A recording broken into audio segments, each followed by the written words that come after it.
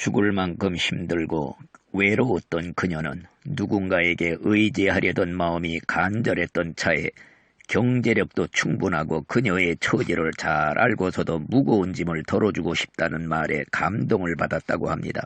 그러나 결혼하고 난 후에야 남편의 정체를 알게 되었다고 합니다. 그는 집안일은커녕 노름만 일삼던 한량이었다고 하는 것입니다. 임신 7개월 되던 어느 날 남편이 집에 들어와 다짜고짜 하는 말이 10만원짜리 수표가 생겼으니 은행에서 현금으로 바꾸고 밖에서 점심이나 같이 먹자. 그런데 은행에 가서 수표를 바꾸려는 순간 경찰관이 나타나 경찰서로 끌려가 조사를 받게 되었다고 합니다. 남편은 화장실 간다고 사라진 후에 돌아오지 않았다고 하는 것입니다.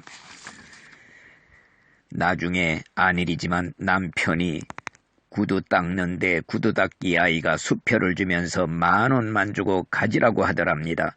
돈 안 당한 수표인 줄도 모르고 10,000원과 바꿨다는 것이었습니다. 그때 이후로 남편은 철저하게 감추었던 정체가 드러나기 시작했다고 합니다. 큰딸 정연이를 출산한 지 닷새째 되던 날 남편은 외박하기를 시작했다고 하는 것입니다. 시아버지 심부름으로 수금을 나간 후에 한 달 만에 나타났다고 합니다. 시어머니가 남편에게 하는 말이 결혼해서 처자식이 생기면 새 사람 될 줄 알았는데 너는 영원히 구제불능이야. 그리고 그녀에게 하는 말이 얘야 차라리 이혼해라. 개꼬리 3년 묵어도 황모 안 된다더니 남편은 수금한 돈을 경마장에서 다 날리고 왔다는 것이었습니다. 그녀는 큰딸 정연이를 꼭 안고 눈물을 흘리며 가정을 굳게 지키겠노라 결심했다고 합니다. 시부모님이 놀라 자빠질 정도로 행복한 가정을 만들겠노라 결심했다는 것입니다. 그녀는 경제적으로 독립해야겠다는 생각을 가지고 지방으로 가기로 결심했다고 합니다. 마침 어머님의 고종 사촌동생이 충주에서 쌀가게를 하고 있었다고 합니다. 1968년 8월 11일 첫 딸을 출산한 지 100일도 채 되지 않은 10월 달에 충주로 이사와서 아저씨 쌀가게 옆에 있는 빈 가게를 결혼 예물을 팔아서 계약을 했다고 하는 것입니다. 그곳에 분식집을 열었는데 맛이 좋다는 소문이 나면서 손님들이 밀려오기 시작했다고 합니다. 그래서 2년 만에 가게를 인수했다는 것입니다. 남편은 충주에 와서는 딴 사람처럼 성실히 일했다고 합니다. 어느 날 근처 충주교회 목사님과 교인들이 신방 다니다가 식당에 들어와 식사를 하다가 전도를 했다고 합니다. 예수 믿으세요. 안 믿는다고 하자 공손히 때가 되면 하나님이 부르실 것입니다. 그녀는 당시 무신론자와도 다르지 않았다고 합니다.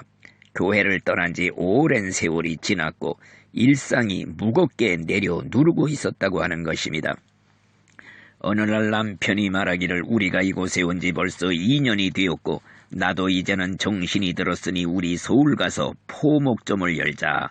그 방면에는 내가 잘 알고 공장 친구들도 많다. 그래서 그들은 금매로 충주 가게를 정리하고 동대문 원단시장에 가게를 열었다고 합니다. 처음 1년은 서울 오기를 잘했다는 생각이 들 정도로 모든 것이 순조로웠다고 합니다.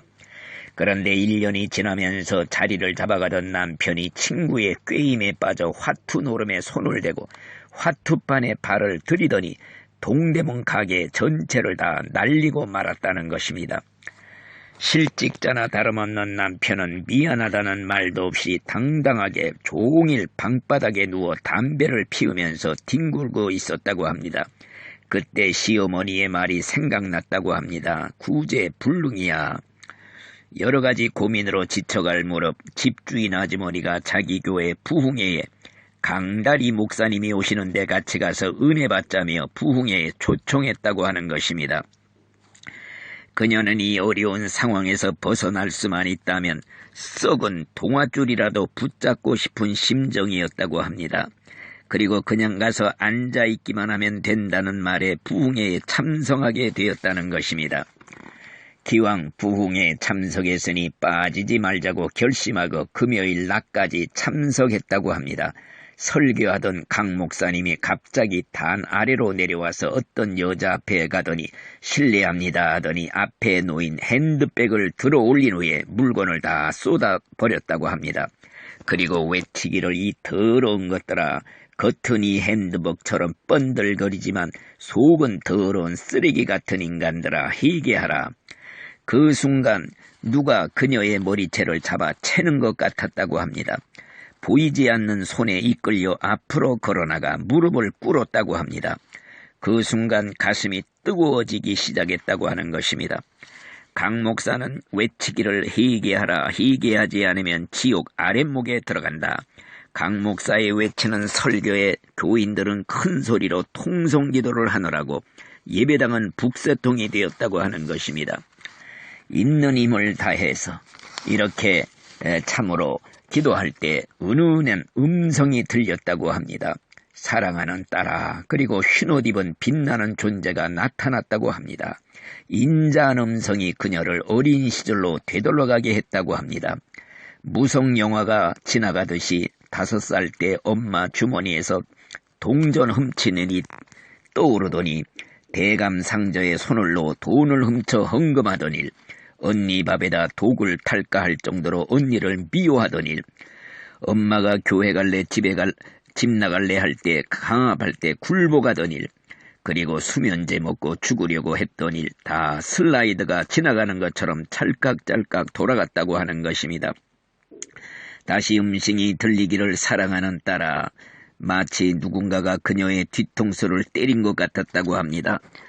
그녀도 언니처럼 정신 착락증이 온 것이 아닌가 생각을 했었다고 합니다.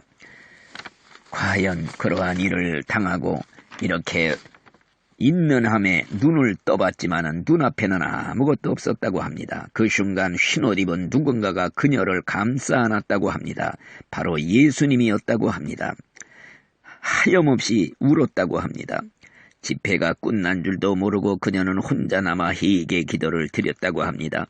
마음속으로 언니 미워한 죄, 도박에 빠진 남편 미워한 죄, 통곡하는 회개 기도가 터져 나왔다고 합니다. 30분쯤 기도한 것 같았는데 5시간이 흘렀다고 합니다. 집으로 돌아가면서도 계속 중얼중얼 아버지를 불렀다고 합니다. 그때 또 하나님의 음성이 들리기를 남편이 거듭날 때까지 기다려라. 이혼하지 말아라. 내 딸 덕자야. 그때 그녀는 아버지를 힘껏 부르고 선언을 했다고 합니다. 내가 먼저 새로워지자.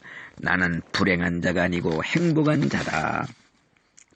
과연 집으로 돌아온 그녀는 남편에게 예수님 만난 일을 설명했다고 합니다. 하나님이 이혼을 원치 않는다는 것을 이렇게 말해주었기 때문에 절대 이혼하지 않기로 서원했다고 말했다고 합니다. 변화된 아내의 모습에 놀란 남편은 교회를 가는 그녀를 따라 나섰다고 합니다. 남편의 결심으로 인해서 그녀의 마음은 깃털처럼 가벼워졌다고 합니다. 두 사람은 종일 성경책을 읽었다고 하는 것입니다. 성경을 읽고 기도할수록 그녀는 이 행복을 나 혼자만 알고 살면 안 되겠다 하는 생각이 들었다고 합니다. 나 같은 불행한 인생이 예수님을 만날 수 있도록 전도해야겠다는 열명이 타올랐다고 하는 것입니다. 그래서 연신내 시장에 창거리 사러 나가면 물건 사고 전도를 했다고 합니다. 예수 믿고 천국 가세요.